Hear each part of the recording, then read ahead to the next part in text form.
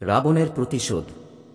অযোধ্যার রাজপুত্র রামের স্ত্রী সীতা স্বামী ও ভাই লক্ষ্মণের সঙ্গে বনবাসে ছিলেন। একদিন লঙ্কার রাক্ষসরাজ রাবণ স্বর্গের দেবতাদের থেকেও বেশি শক্তিশালী হতে চেয়েছিল, কিন্তু তার বোন শূর্পণখা একদিন রামের প্রতি আসক্ত হয়ে তাকে বিয়ে করতে চায়। রাম বিনয়ের সঙ্গে তা প্রত্যাখ্যান করলে শূর্পণখা লক্ষ্মণকে প্রলুব্ধ করে। লক্ষ্মণও তাকে ফিরিয়ে দেয় এবং রাগের বশে তার নাক কেটে দেয়। শূর্পণখা লঙ্কায় ফিরে গিয়ে ভাই রাবণকে সব বলে। আমার নাক কেটে রাবণ দিয়েছে। প্রতিশোধ নেওয়ার পরিকল্পনা করে। সে স্বর্ণমৃগের ছলনা সৃষ্টি করে যাতে রাম ও লক্ষ্মণ সীতাকে একা রেখে যায়। সুযোগ বুঝে রাবণ ব্রাহ্মণের ছদ্মবেশে এসে সীতাকে অপহরণ করে লঙ্কায় নিয়ে যায়, কিন্তু তার এই প্রতিশোধই হল তার পতনের কারণ।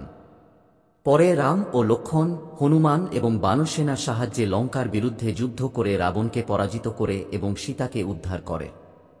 শেষে রাবণের অহংকার ও প্রতিশোধ স্পৃহা তার ধ্বংস ডেকে আনে, আর সত্য ও ন্যায়ের জয় হয়।